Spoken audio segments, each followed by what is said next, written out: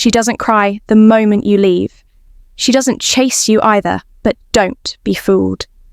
Your silence echoes louder than any words ever could welcome to Stoic horizon. Embrace love with Stoic wisdom. Today, we're going deep into what really happens when you walk away and never look back. Have you ever just vanished? No texts, no calls, no explanations, just gone, not out of spite, not out of weakness, but because you finally realized you're done being taken for granted in a world where people expect you to always be available, always forgiving, always there. What happens when you're not? Here's the truth. When you disappear, it shakes something in her, something deep, something she'll never admit. If you've ever been the one who stayed too long, who gave too much, who begged to be seen, this message is your mirror. And maybe your breakthrough today, we're uncovering 9 powerful things she secretly hides when you suddenly disappear. And the 10th, it's not about her, it's about you, and it will change the way you see yourself forever. Let's begin. Thing number 1, when silence feels like. Thing number 1. When silence feels like rejection. Rejection, at first it's just quiet. She notices the silence, sure, but she brushes it off. Maybe you're busy, maybe you just need space, she tells herself. He'll be back, he always comes back, but then you don't. And the silence, it lingers, grows heavier by the day, and suddenly it feels like a slap. She never saw coming. You were the consistent one, the safe place, the one who showed up through every argument, every cold shoulder, every time she pushed you away, and now you're just gone. No. Warning. No closure, just gone. That's when the sting of rejection hits. Not because she loved you the way you deserved, but because she loved having control over you. You were predictable, you forgave easily, you stayed, and she counted on that. But the moment you walked away, you shattered her illusion of control. See, the Stoics remind us, you suffer when you try to own what was never yours to control. And now she's suffering because for the first time, she can't reach, you can't guilt, you can't lure you back with mixed signals and half-hearted promises. And that loss of emotional control, that's the sting. Because deep down, she never expected you to leave. She thought you needed her more than she needed you. But silence has a funny way of revealing the truth. And the truth is, you were the one holding it all together. Thing number 2, the void you think number 2. The void you leave behind. Leave behind after the sting of rejection fades, something deeper creeps in, a quiet, aching emptiness. She doesn't talk about it. She might not even admit it to herself. But it's there, that space where you used to be, the way you made her feel safe without needing to say a word, the way your energy shifted the whole room, the way your calm steadied her chaos. It's gone now, and nothing she tries can replace it. At first, she tells herself she's fine. She lines up distractions, nights out, new conversations, mindless scrolling. She smiles in group photos, maybe even flirts, just to prove she's over it. But something feels off. The laughter doesn't land the same. The people around her don't feel the silence the way you did. And that's when she starts to feel it, the void, because you weren't just another guy. You weren't just a warm body or another text thread. You were presence, peace, consistency. She didn't realize it then, but your love had weight. It grounded her, and now that you've removed yourself, she's floating. But not in the freeing kind of way. She's untethered, lost drifting. You see, when someone thinks you'll always be there, they stop noticing what you bring until you're not there anymore. The Stoics say, we learn the value of things through their absence. And now, every quiet morning, every song that reminds her of you, every time her phone lights up and it's not your name, that's when the void pulls at her hardest. But here's the truth. She doesn't just miss your attention. She misses the way she felt when she was with you. because around you she was softer, safer, more real, and now she's left chasing that feeling in a world that can't give it back. Thing number 3, her obsession with your disappearance after the void sets in her mind starts to wander, not because she wants to, but because she can't help it. Curiosity creeps in, slowly. Not loud, not dramatic, just persistent. It starts with a simple question. What's he doing right now? Then another, who's he with? Has he moved on? And before she knows it, she's in a mental loop she can't escape. She checks your social media, Instagram, TikTok, maybe, even that thing number 3, her obsession with your disappearance old Facebook account. She never cared about before, not to like anything, just to see, but you're not there. No posts, no stories, no updates. You've gone dark, and that drives her crazy because when you were around, she could predict you. She knew what you'd say, how you'd feel, where you stood now. You're a blank space, and the mind hates blanks. You see human. Beings aren't built to sit with uncertainty. When we don't have answers, we invent them. And the stories she's spinning in her head, they're louder, darker, and more powerful than anything you could actually say. She pictures you laughing with someone else moving on, being unbothered, happy without her, and that image, it haunts her. The Stoics understood this well. The mind is its own tormentor when it tries to grasp what it cannot control. And now she's grasping hard. She might reach out to mutual friends, poke around in old messages, even check who's liking your posts, if you've left anything behind, but you haven't. And that mystery, that silence, it becomes magnetic. Because when you're no longer available, you become valuable, and the more she looks, the more she realizes you're not just gone. You've become unreachable, and nothing creates more obsession than not knowing how the story ends. Thing number 4, the mirror of thing number 4. The mirror of regret. The curiosity didn't bring closure. No answers, no signs of life. Just silence, and when she can't reach you, she starts to reach inward. That's when things get real, really real. She starts replaying old conversations, but not like before when she felt in control. Now she's watching them through a different lens. Slower, more honest, more raw.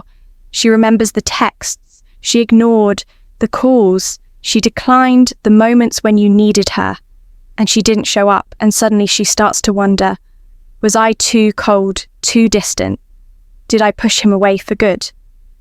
And that question, it hits hard, because before, when you were still around, you were the buffer, the soft landing, the one who made excuses for her behavior, maybe even in your own mind, but now there's no one left to silence the truth.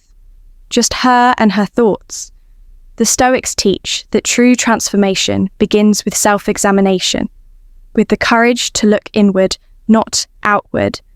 And that's where she is now, sitting in the wreckage trying to make sense of what she broke. With her own hands, regret creeps in. Not loudly, but persistently, followed by guilt. And here's the part that stings the most. She can't blame anyone. Not timing, not circumstance. For the first time, she sees it. The way she sabotaged something real. The way she mistook love for control. The way she thought you'd never leave. And now that you're gone, really gone, she's left with a mirror she can't turn away from. But you're not there to catch the pieces. You've already walked into your piece. And she's just now learning what it cost her. Before we jump into thing number 5, take a moment to do me a small favor. Hit like, subscribe, and share this message. Your simple action can help more people who are struggling with this issue find the content they need. Thank you for being a part of this thing. Number 5, why she suddenly. Thing number 5, why she suddenly wants you back.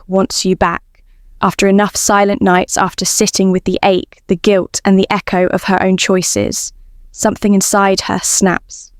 The switch flips, and now she wants you back desperately. She starts small. A like on an old photo, a vague comment under a memory you both shared. Maybe a late night, hey, just thinking about you. Text that pretends to be casual, but you can feel the weight behind it. She's not reaching out because she's healed. She's reaching because she feels your absence too deeply to ignore it anymore. But here's what she doesn't expect. You're no longer chasing. You're not jumping to reply. You're not decoding her messages for hidden meaning. You're not clinging to the hope that maybe this time she sees you. Because now you see yourself. You've stepped into your power. You've reclaimed your peace, and you're not holding your breath for someone who once made you feel small. And the more she tries to reach, the more it hits her. You're no longer reachable. Not because you're being petty, not because you want revenge, but because you've grown beyond needing her to validate your worth. And that is what drives her wild. Because for the first time, she's the one chasing the silence. She's the one wondering if she messed up the only thing that was ever real. You see, the moment you stopped needing her, you became magnetic, unpredictable, unbothered, irresistible, not because of how loudly you spoke, but because of how powerfully you've chosen not to. And that, my friend, is the energy of someone who finally knows their value thing. Number 6, freedom or regret. Thing. Number 6, freedom or regret? The inner battle begins. The inner battle begins. At first, she tells herself, it's a good thing, a break, a reset, a little breathing room. Finally, I'm free, she whispers to herself. No more pressure, no more expectations, no more having to answer to anyone. And for a moment, it feels real, that illusion of freedom. It's sweet, addicting. Even she feels her schedule nights out. Empty conversations, background noise that keeps her from thinking too much. She posts like she's glowing, laughs louder than she feels, pretends she's better now, but when the lights go out, when the music fades, when she's lying in bed scrolling through her phone at 2 a.m. and your name doesn't appear, that's when the regret comes rushing in. Not the loud kind, the quiet kind, the kind that wraps around her chest and squeezes without mercy, because now she knows she didn't walk away from a burden. She lost someone who mattered, someone who showed up, listened, loved with intention, and now you're not there. The Stoics remind us, freedom without inner peace is just chaos, dressed up in distraction. And right now she's wearing that chaos like a fresh coat of lipstick, trying to look unbothered on the outside while unraveling on the inside. And here's the irony, she got what she thought she wanted. Space, distance, freedom, but in losing you, she also lost the one person who made that freedom feel safe. Now, she's not just alone, she's adrift, untethered, and facing a truth that doesn't care. How much she tries to avoid it. She had something rare, and she let it slip through her fingers. Thing. Number 7, the emotional games. Thing. Number 7. The emotional games. Begin. Now, the regret is in full swing, but there's a problem. Her ego won't let her say it out loud, won't let her admit, I miss you, I messed up, I wish I could go back. So instead of reaching out with honesty, she starts playing games. You see it in the way she suddenly starts posting again. Those flawless selfies, late night vibes, angles that feel just a little too staged. She shares cryptic quotes about healing, leveling up, or being better off without anyone. And then come the photos, the ones where she's smiling next to some guy. She barely knows, but she wants you to see it. It's not about moving on, it's about making you wonder if she has. But here's the thing, you're not wondering anymore. You're not biting, not decoding, not giving her the energy she used to feed on. Because you've grown, you've stepped out of the game, you're not checking her stories, you're not analysing captions, you're not letting her pull you back into a world of smoke and mirrors. Her tricks, they don't work anymore because you're not playing for attention. You're anchored in self-respect. And when she realises she can't provoke a reaction, when she throws everything at you and you stay centred, that's when it hits her. You've changed, you've detached, not with anger, not with bitterness, but with clarity. And that clarity, it's something she can't fake, can't copy, can't compete with. Because the game only works when the other player is still playing and you've already walked off the field. Thing number 8, when your silence gets loud. Silence gets loud, there's nothing louder than the silence of someone who used to care. She remembers the sound of your presence, the way your messages used to light up her screen. Those little good morning texts, the voice calls just to say, hi, the comfort of knowing that you are always there and now. Nothing, no pings, no updates, no late night calls, not even a whisper, and that silence. It's deafening. She thought she could handle distance, thought she could outwait you, play it cool. But what she wasn't prepared for was the sound of her own thoughts in the absence of your voice. You see, people expect closure. They expect the final conversation, an emotional goodbye, an apology, something to make the ending feel tidy. But what happens when that ending never comes? When the door doesn't slam, it just closes softly forever.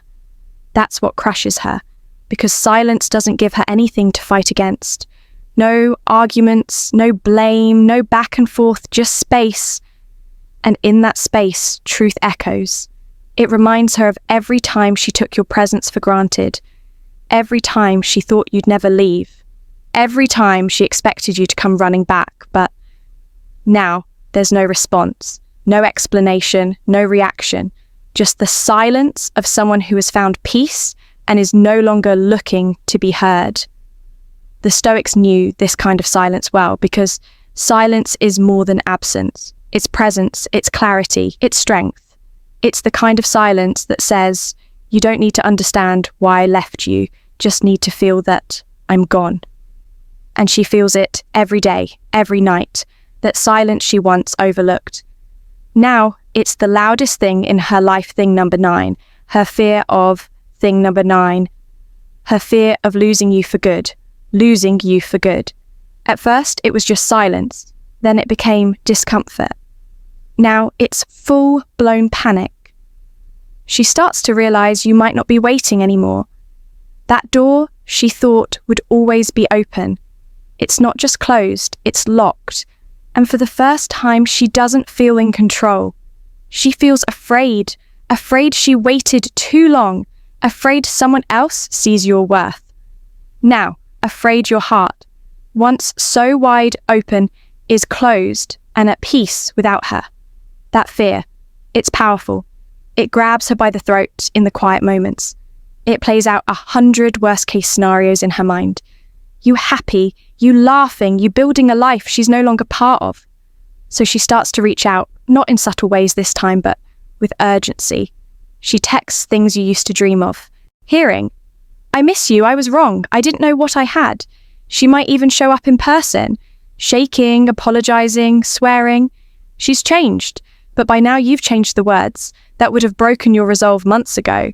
They don't land the same anymore, because now you're no longer seeking her validation. You're standing in your value. You're not bitter, you're not cold, you're just whole. You've done the work, faced the pain, healed the wounds, and she can feel it.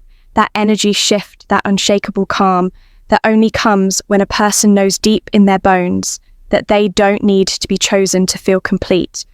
She finally sees your worth, but you no longer need her to. And that's what scares her the most.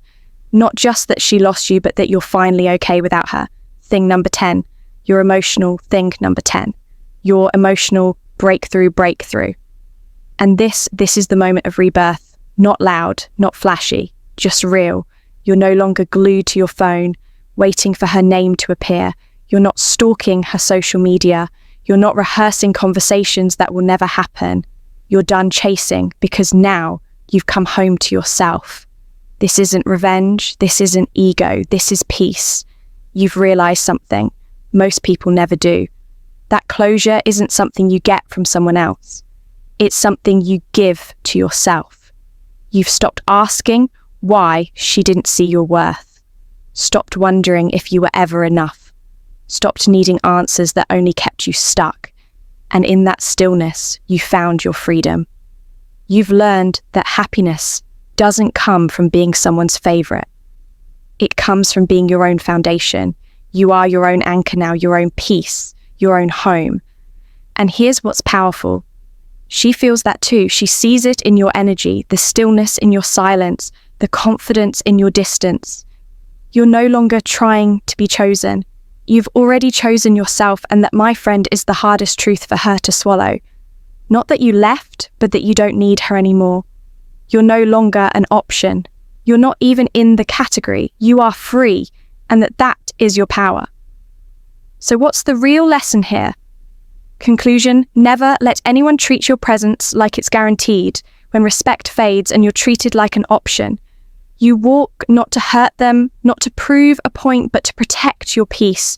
You disappear not out of bitterness, but out of self-respect, because Stoicism teaches us you can't control how others love you, only how you love yourself. And when you finally stop chasing, stop explaining, stop shrinking just to be accepted, that's when your power returns. If this message found you at the right time, drop a comment below and say, I'm done being an option. Because you are not one. You're not someone to keep on standby. You're not half loved, half seen, or half valued. You're a force, you're whole, you're free. Thanks for joining Stoic Horizon today. If this resonated with you, don't stop here. Explore more of our content, and let's continue this Stoic journey together. Stay strong, stay grounded, and until next time, keep cultivating your inner strength. We'd love to hear your thoughts or suggestions for future topics. So drop a comment below. See you in the next video.